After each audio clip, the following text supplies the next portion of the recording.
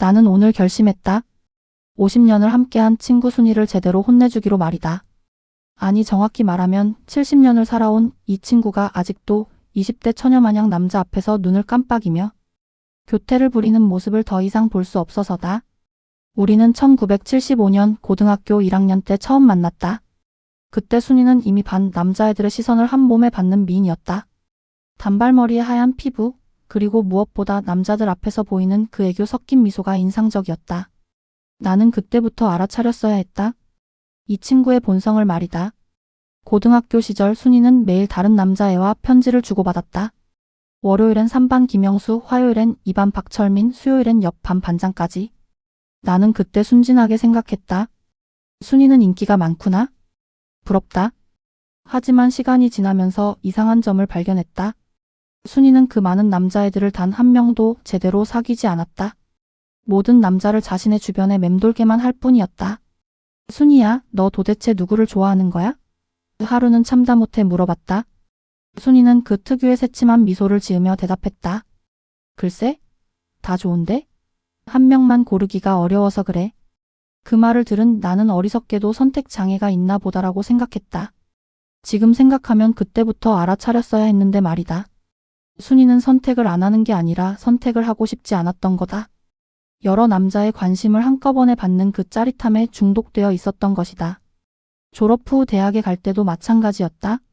순이는 여대를 가겠다고 했다. 남자들이 너무 시끄러워서 공부에 집중이 안 되라는 게 이유였다. 하지만 실제로는 주변 대학교 남자들까지 끌어모으기 위한 전략이었다는 걸 나중에 알았다. 여대생이라는 타이틀은 당시에 더 큰 어필 포인트였으니까. 대학교 1학년 순이의 남자 컬렉션은 본격적으로 시작되었다. 같은 동아리 선배, 과외 선생님, 근처 대학교 남학생, 심지어 아르바이트하던 카페의 단골 손님까지. 순이 주변에는 항상 56명의 남자가 맴돌고 있었다. 너 이렇게 많은 사람들과 동시에 만나면 안 되지 않아? 나는 걱정스럽게 말했다. 무슨 소리야? 나는 아무하고도 사귀는 거 아니라고. 그냥 친구들이야. 순이는 뻔뻔하게 대답했다 하지만 내가 본 건 다른 풍경이었다.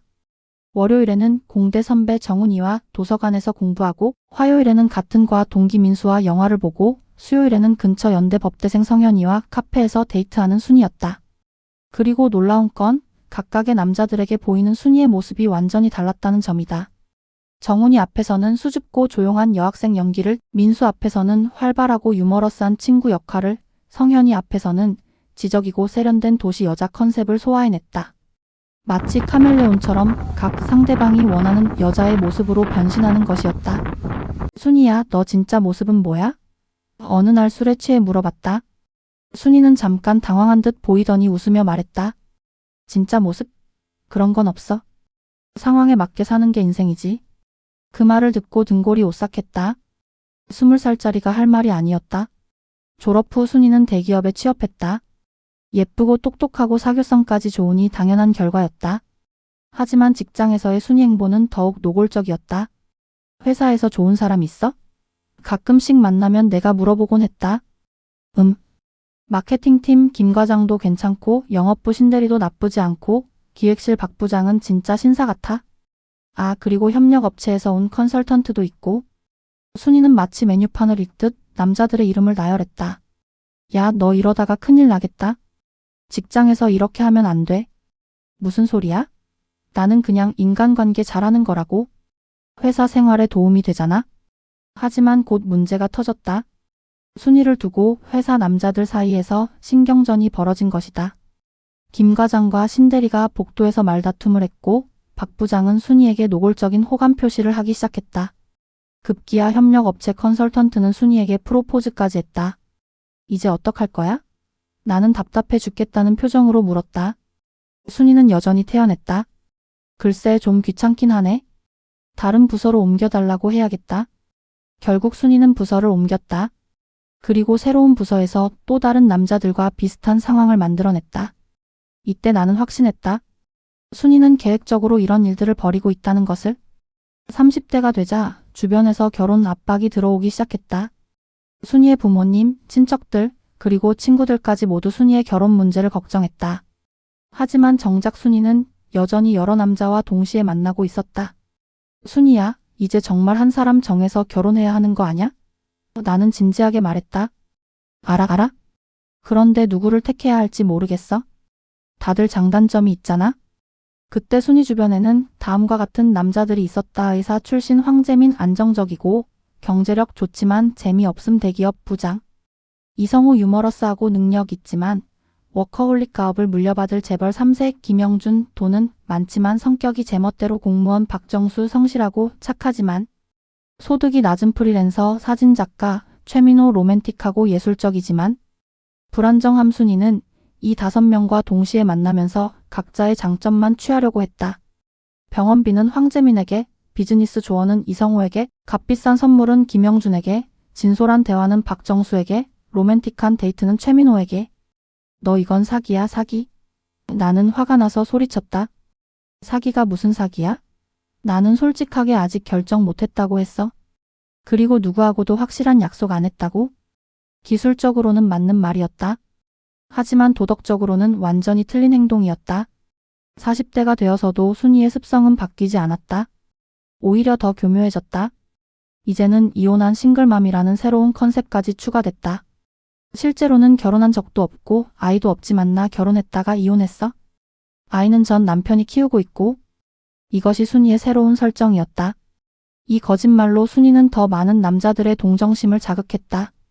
특히 결혼 경험이 있는 남자들이나 이혼남들에게는 강력한 어필 포인트가 되었다. 회사 상사 정부장 힘들었겠네요? 제가 도와드릴 일이 있으면 언제든 말씀하세요. 동네 약사 김 사장 아이 없으면 외로우실 텐데 가끔 같이 식사나 해요? 헬스장 트레이너 박 코치 스트레스 해소가 중요해요? 운동으로 힐링하세요?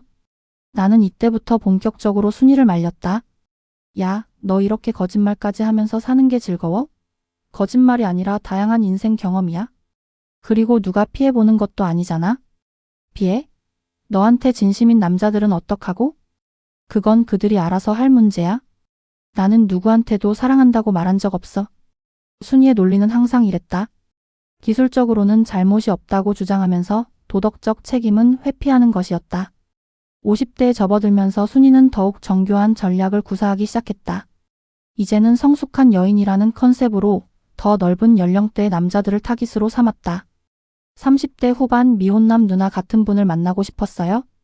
50대 이혼남 이제야 진짜 여자다운 사람을 만났네요? 60대 호라비 젊은 애들과는 대화가 안 통하는데 순이 씨는 다르네요?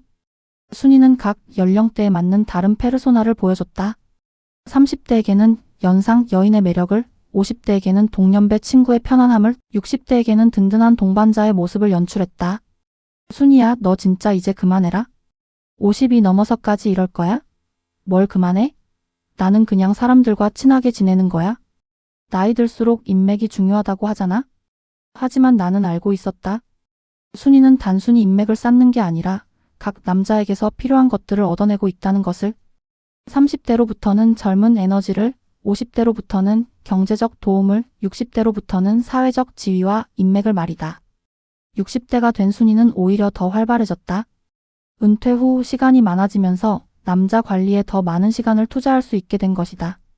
골프 동호회에서 만난 전직 대기업 임원 김 회장과 골프 등산 모임의 은퇴 교사 이 선생과 등산 요리 강습에서 만난 레스토랑 사장, 박 대표와 맛집 탐방 도서관에서 만난 전직 판사, 최 박사와 문화 강의 관람 피트니스 센터의 전직 군인 출신 황관장과 성당에서 만난 의사 출신 정원장과 봉사활동 여러 남자들로부터 받은 선물, 정리 및 다음 주 스케줄 계획. 나는 순이의 수첩을 보고 경악했다.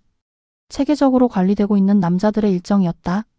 각자의 취미, 성격, 경제적 능력, 사회적 지위까지 세세하게 기록되어 있었다. 순이야, 너 이거 완전히 사업이네? 사업이 뭔 사업이야? 그냥 체계적으로 사는 거지. 하지만 더 충격적인 건 순이가 각 남자들에게 다른 이야기를 하고 있다는 점이었다. 김 회장에게는 골프가 취미라고 했고 이 선생에게는 등산을 좋아한다고 했으며 박 대표에게는 요리에 관심이 많다고 했다. 각자에게 맞춤형 여자친구 역할을 하고 있는 것이었다.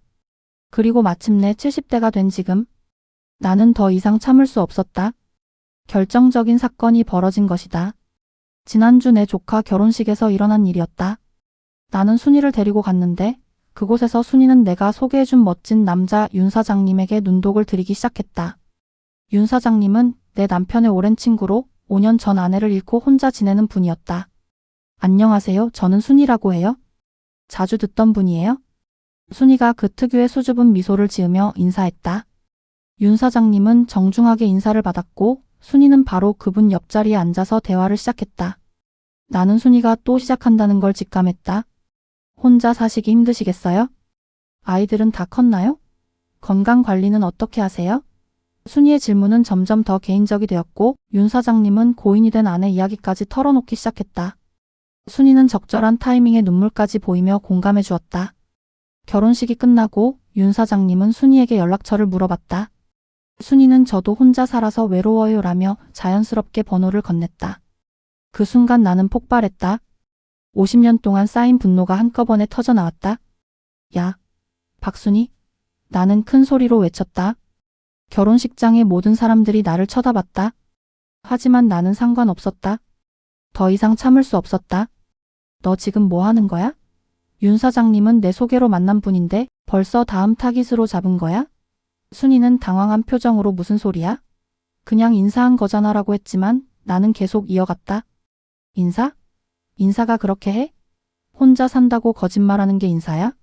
너 지금도 다른 남자들 5명이나 만나고 있잖아? 주변 사람들이 웅성거리기 시작했다. 순이의 얼굴이 새하얗게 변했다. 50년이야? 50년을 봐왔어? 고등학생 때부터 지금까지 너는 단 하루도 한 남자만 만난 적이 없다고? 항상 여러 명을 동시에 만나면서 각자에게 다른 거짓말을 해왔어?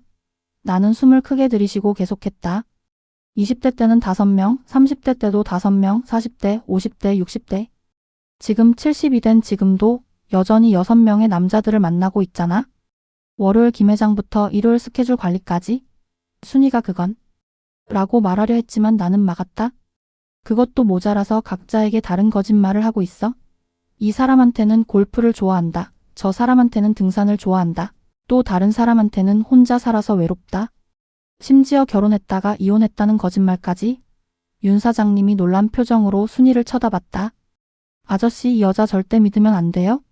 지금도 다른 남자 6명하고 동시에 만나고 있어요? 각자 모르게. 내 폭로가 시작되자 연쇄 반응이 일어났다. 결혼식에 참석한 다른 사람들도 하나둘씩 순이에 대한 이야기를 하기 시작한 것이다. 아, 그래서 그랬구나. 지난달에 우리 회사 김 부장이 순이 씨한테 홀딱 반했다고 하더니. 어머, 우리 아파트 관리사무소 박 소장도 순이 씨 때문에 완전 들떠 있던데? 헐, 우리 남편 골프 동호회에서도 순이 씨 얘기가 나왔어요. 순이 주변의 남자들이 서로 연결되어 있다는 사실이 드러나기 시작했다. 같은 아파트에 살면서도 서로 다른 곳에서 만나는 줄 알고 있던 남자들, 같은 골프장을 이용하면서도 각자만이 순이의 골프 파트너인 줄 알고 있던 남자들. 윤 사장님이 충격받은 표정으로 말했다. 그럼 방금 전에 하신 말씀들도 다 거짓말이에요? 나는 단호하게 말했다. 이 여자는 70살까지 살면서 단 한 번도 진심으로 한 남자만 사랑해 본 적이 없어요. 항상 여러 남자를 동시에 만나면서 각자에게서 필요한 것만 취해왔어요. 순이는 더 이상 변명할 수 없다는 듯 고개를 푹 숙였다. 나는 계속해서 순이의 과거를 폭로했다. 50년간 내가 목격한 모든 일들을 쏟아냈다. 고등학교 때부터 시작해서 지금까지 이 여자한테 마음을 준 남자들이 얼마나 되는지 아세요? 최소 100명은 넘을 거예요. 사람들이 웅성거렸다. 그 중에서 진심으로 프로포즈한 남자만 20명이 넘어요. 하지만 이 여자는 단 한 번도 확실한 대답을 한 적이 없어요. 항상 애매하게 넘어가면서 다른 남자들도 계속 만나왔어요. 20대 때는 의사, 변호사, 대기업 간부, 공무원, 예술가를 동시에 만났어요. 30대 때는 여기에 사업가까지 추가됐고 40대 때는 이혼남들까지 타깃으로 삼기 시작했어요. 50대 때는 더 교묘해졌어요. 연상 여인의 매력, 동년배의 편안함, 든든한 동반자의 모습을 상황에 따라 바꿔가면서 더 넓은 연령대를 상대했어요. 그리고 60대가 되어서는 아예 체계적으로 관리하기 시작했어요. 요일별로 다른 남자를 만나고 각자의 정보를 수첩에 기록하고 맞춤형 서비스를 제공했어요. 순이의 얼굴은 점점 더 창백해졌다. 구체적인 예를 들어드릴게요. 나는 목소리를 높였다. 작년 크리스마스에 이 여자가 받은 선물이 뭔지 아세요?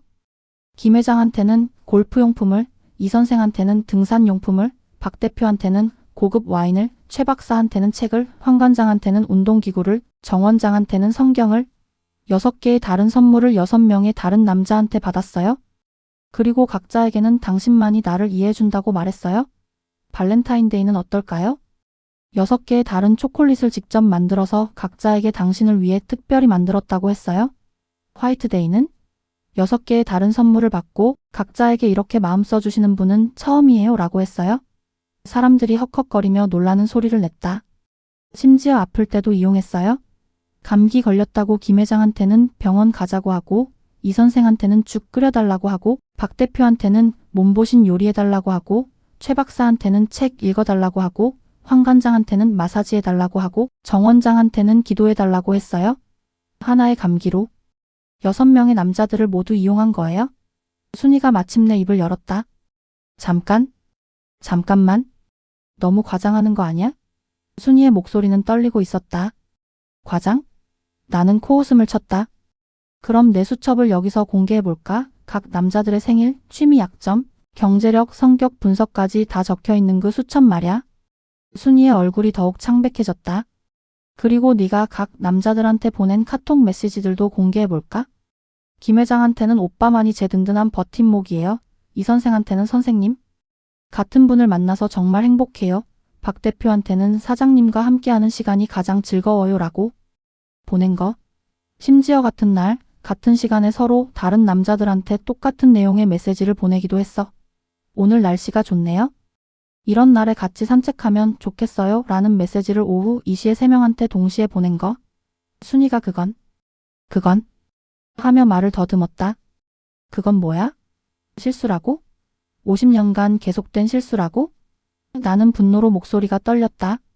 이때 결혼식에 참석한 다른 사람들도 하나둘씩 증언하기 시작했다. 우리 아파트 부녀회장 김 여사가 나섰다. 맞아요? 저도 봤어요. 순이 씨가 화요일에는 이 선생님과 등산 가고 목요일에는 최 박사님과 도서관 가는 거. 그런데 각자에게는 요즘 혼자 있는 시간이 많아서 외로워요 라고 했어요. 골프 동호회 회장 박 사장도 끼어들었다. 김 회장님이 순이 씨 얘기할 때마다 나만 알고 있는 특별한 여자라고 하셨는데 알고 보니 다른 분들도 다 알고 있었네요. 피트니스 센터에서 온 직원도 말했다. 황 관장님이 순이 씨를 위해서 특별 개인 트레이닝 프로그램까지 만들어드렸는데 순이 씨가 운동은 관장님과만 해요 라고 하시더니 다른 곳에서도 운동하고 계셨군요. 성당 신부님까지 나타나서 말했다. 정 원장님이 순이 씨와 결혼하고 싶다며 상담을 요청하셨대. 혹시 다른 분과도 교제 중이신 건가요? 순이는 이제 완전히 궁지에 몰렸다. 사방에서 증거들이 쏟아져 나오고 있다. 순이가 마지막 변명을 시도했다.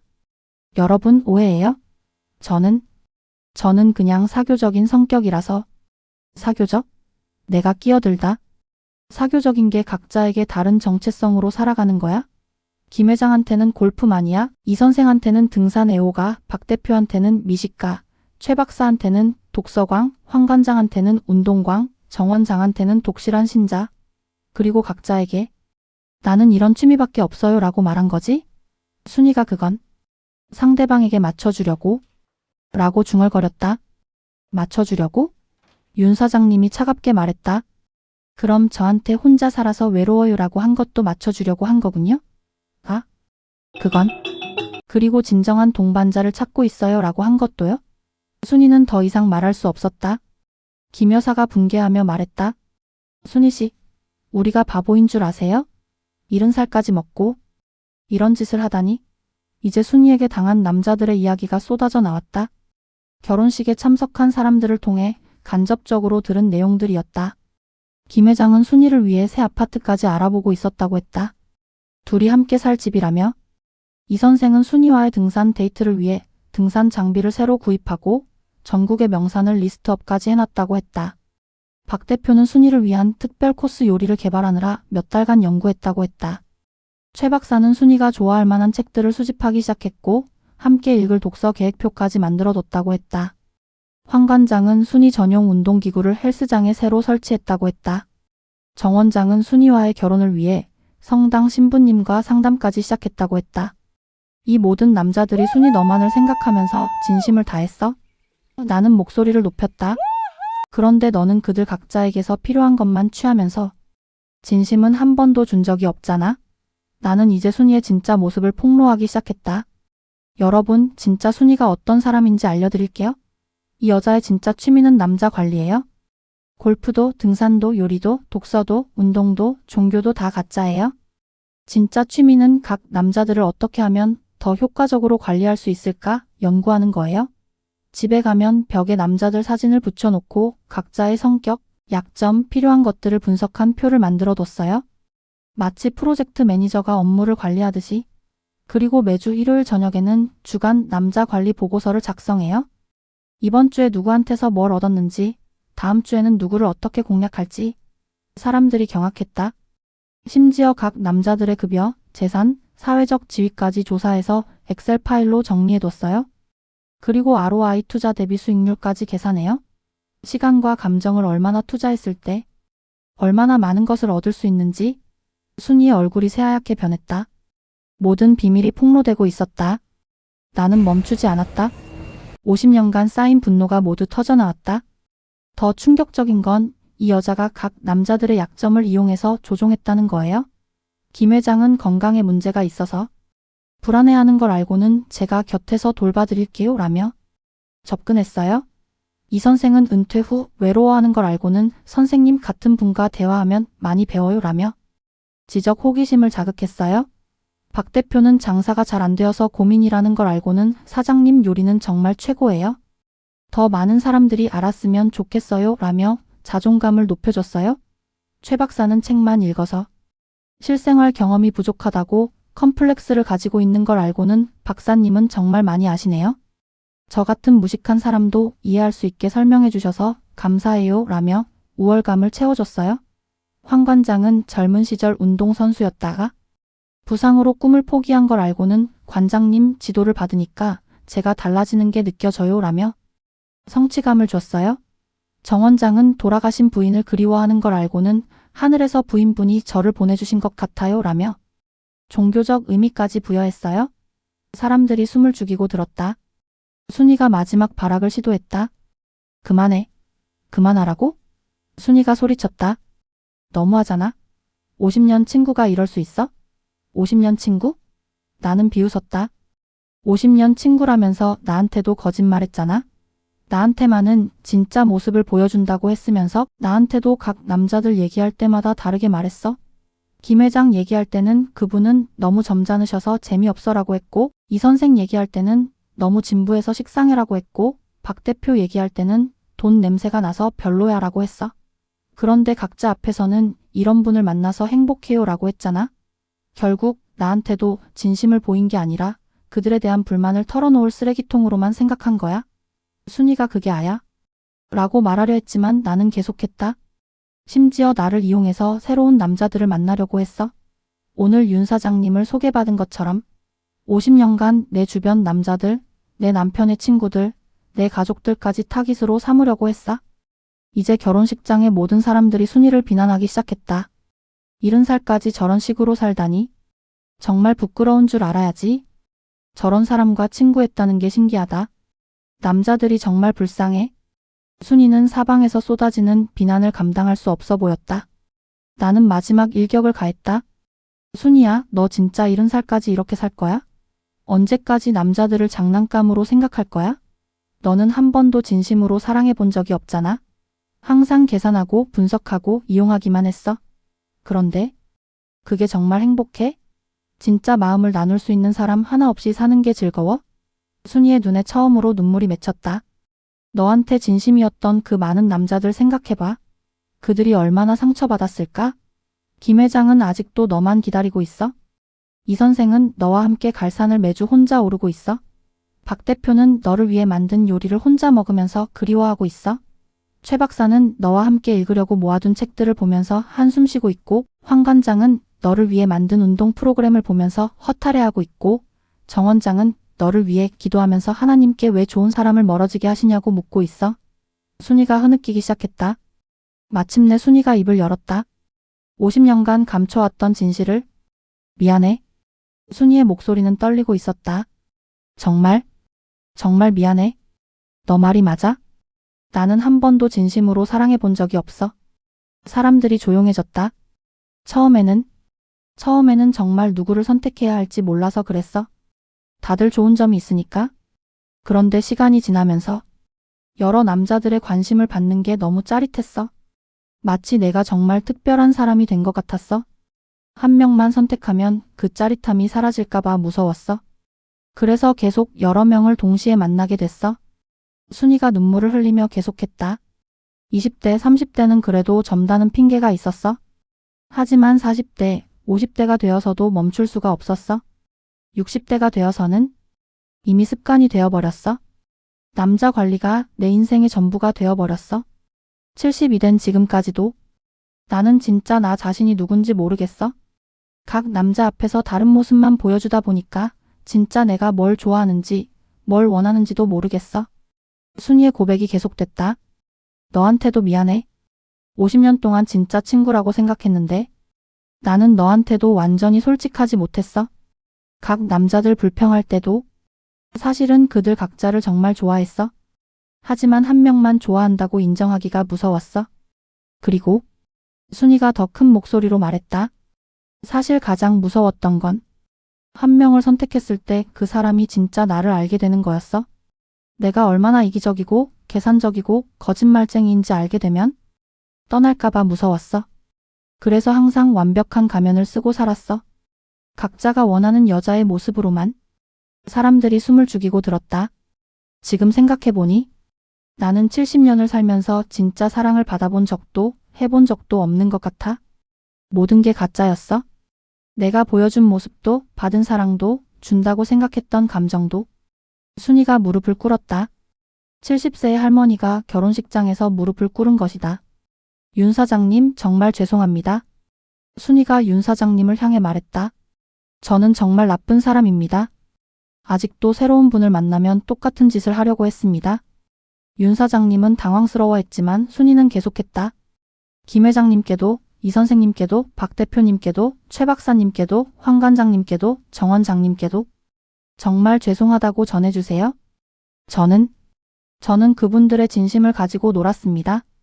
순이가 나를 향해 돌아섰다. 그리고 너한테 가장 미안해. 50년 동안 진짜 친구였는데 나는 친구도 제대로 못했어. 내가 나를 진짜로 걱정해주고 바른 길로 가라고 말해줬는데 나는 듣지 않고 계속 똑같은 짓만 반복했어. 나도 눈물이 났다. 50년간 쌓인 분노가 안쓰러움으로 바뀌고 있었다.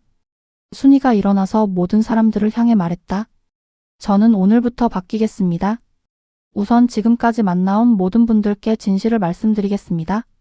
제가 다른 분들과도 만나고 있었다는 것, 각자에게 거짓말을 했다는 것 모두 다 고백하겠습니다. 그리고 더 이상 새로운 분들을 만나지 않겠습니다. 순이가 나를 보며 말했다. 70년을 이렇게 살았는데 이제라도 진짜 나 자신을 찾아보고 싶어? 너 도와줄 수 있어? 50년 친구로서 진짜 나를 찾을 수 있도록? 나는 눈물을 닦으며 고개를 끄덕였다. 그래, 도와줄게. 하지만 이번에는 정말 진심이어야 해. 그로부터 3개월이 지났다. 순이는 정말로 변했다. 모든 남자들에게 진실을 고백했고 대부분이 실망하고 떠났다. 하지만 2명은 순이의 솔직함에 감동해서 진짜 친구로 남기로 했다. 순이는 이제 혼자 살기를 배우고 있다. 70년 만에 처음으로 자기 자신과 마주하고 있다. 진짜 내가 뭘 좋아하는지 모르겠어? 순이가 말했다. 골프도 등산도 요리도 다 남자들 때문에 한 거였으니까 천천히 찾아가면 돼. 내가 답했다. 순이는 지금 독서 모임에 다니고 있다. 남자들의 관심을 끌기 위해서가 아니라 정말 책이 좋아서다. 그리고 매주 자원봉사도 한다. 역시 누군가를 만나기 위해서가 아니라 진짜 도움이 되고 싶어서다. 50년 동안 네가 나를 바른 길로 이끌어 주려고 했는데 나는 듣지 않았어. 이제 늦었지만 고마워. 우리는 이제 진짜 친구가 되었다. 70년을 살고서야 말이다. 순이의 이야기는 아직 끝나지 않았다. 남은 인생을 진짜 자기 자신으로 살아가는 새로운 이야기가 시작된 것이다. 그리고 나는 확신한다. 이제 순이는 진짜로 변할 것이라고. 70년 만에 처음으로 진심을 낸 순이를 보면서 말이다.